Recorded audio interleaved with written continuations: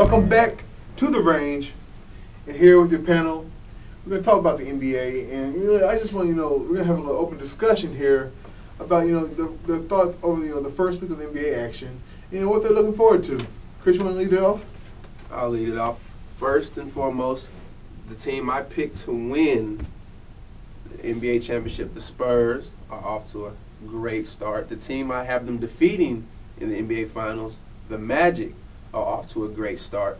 Everybody thought that the Magic were going to miss Turkey Lou, and then they have Vince, and Vince fits in perfectly. He's a more dynamic scorer than Turkey Lou. He might not be able to shoot the ball as good, but that man can score. He's never been on a team to where he has much more help. Back when he was in Toronto, New Jersey, he had to do it all by himself. Now he has an all-star center and Dwight Howard and future Hall of Famer. He has a premier point guard, Jameer Nelson. Rashad Lewis is pretty good out there on the wing. And you got Michael Petras, along with Brandon Bass. The Magic are for real. But I do have the Spurs winning it. But it's been a great season so far. I like it so far. Cleveland was on to a rocky start. Shaq looked at like a trick rather than a treat. But they're going to come around. Boston's undefeated. They're looking pretty good. Lakers, stunning loss to the Mavericks. To the Mavericks, yeah. Stunning loss. I still don't like the Mavericks. I don't like the Mavericks, but they handled their business. Eric Dampier played like a man instead of Erica, which I like. Portland's looking pretty good. Not like the best center in the WNBA, huh? Not like the best center. No. Kevin Durant, by himself, he's nice. Gilbert Arenas look like he's back somewhat. Yeah. It looks like it's going to be a pretty good season. The Rockets, I'm sorry. I love T-Mac, but the Rockets I don't know if they have enough. But it's going to be a pretty good season. Well, I'd hate to bring you back down to earth, but the Spurs already lost to the Bulls, and they were out strength, as Mike Fratello would like to say. Terrific season. Terrific start. It's okay, 2-1, but you lost to the Bulls. You're beaten by 10. That's terrific. And Richard Jefferson is struggling, and so is Michael Finley. So the teams that we expected to do well are doing well. Cleveland's bouncing back from that 0-2 start. It's just 2 games. They'll be all right. It's only 1 game. And the Rockets are 2-1. They did beat Portland in the home opener. I was at that game. And we got a nice week of games coming up. There's some terrific matchups. Phoenix going to Boston is the game I'm looking forward to most out of that one. The start of this NBA season has been amazing. A lot of great teams come up. Boston back to the powerhouse they were 2 years ago, like I had predicted. One thing I didn't really predict was the great start by the Orlando Magic. I admit they started well. The honorable over there decided he made a good pick, and I got to give him credit for that one. I didn't see this foreseeing this happening, but I'm very happy for the Orlando Magic. One of those teams that just didn't falter off the map. But like Doug has said, this is an early season. It's an early start. Can you keep that up for the rest of the season?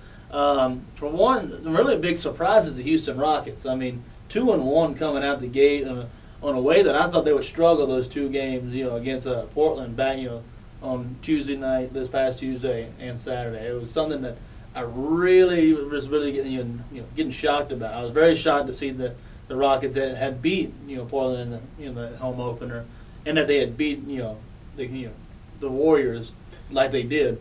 They had to come back for it. Dude. They were down late in the game. They had to come back and get it. Very, very impressive. I was very impressed by that showing, and really I think they'll be fine the rest of the season. A lot of role players stepping up. Trevor Ariza, 33 points in that game against Portland, career high. Aaron Brooks provided 28. That was pretty good. I'm very impressed by how this team's playing, and hopefully they'll play this way when T-Mac gets back in a couple weeks. Hopefully. All right. That was the NBA review from your panel. Up next, it will be yours truly and the Honorable One himself. We will be having WrestleTalk. That's right. We'll be talking about a specific topic in the sports entertainment world of wrestling. Keep it locked on the range.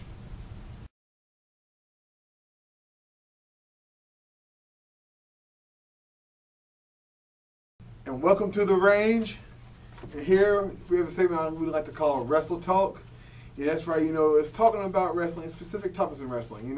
We're not gonna just come out here and talk about what happens on every show, but we're gonna go deep into the world of wrestling. And as you can see, you have as you like to call it, the $1 Million Championship belt. Would you like to talk a little bit about it? No. You want to talk about it? Well, just know that this is the $1 Million Championship belt. He had this, for our trip to WrestleMania. We went to WrestleMania in Houston, Texas, in April, and it was a fun event. To us, it could have been a lot better than what it was. Could have been a lot better. But we did get to see one of the greatest of all time. One of the greatest matches of all time between Shawn Michaels and The Undertaker. When I'm telling you, there were chants of, HBK, Undertaker, 16-1, 17-0. It was just crazy. It was a crazy event, for that match itself. That match, right now there has not been any other match in any promotion that can top that match this year or in years past. That's exactly how I feel about it. It is, number one. I haven't seen a match that great since probably, what other match was pretty good? Rey Mysterio, Chris Jericho. That was a good match. That was a great match. Yes. And if you were able to see SmackDown earlier this year, you were able to watch John Morrison versus Rey Mysterio. Probably, to me, the best on-air television match this year. For the Intercontinental title. For the Intercontinental title. It is probably the best on-air match on television this year. If you ever get a chance to, try to check it out. Yes. But, enough about, WWE.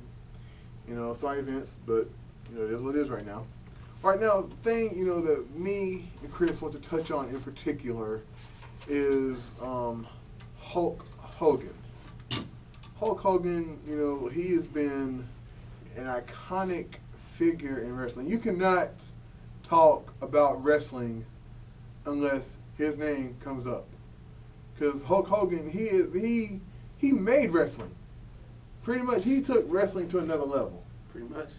And now the body of work that Hulk Hogan put into his career, going from WWE to WCW back to WWE, for that short little stint, like I said, it's incredible,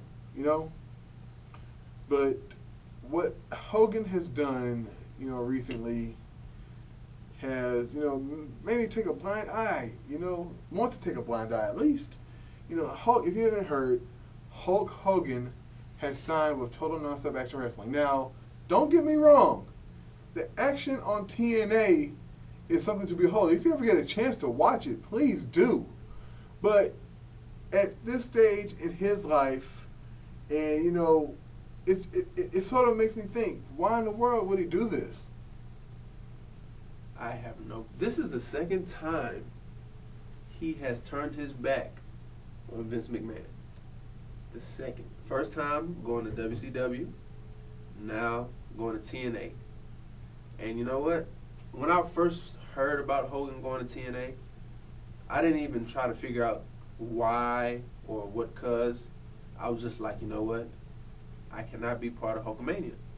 Because Vince McMahon he helped Vince, but Vince helped him. They helped each other make wrestling what it is today. I mean, there was a lot of people before him and all that, but to put it into mainstream America, so everybody know who Hulk Hogan is, they helped each other. And now this is the second time he's went to WWE and Vince McMahon's best competition.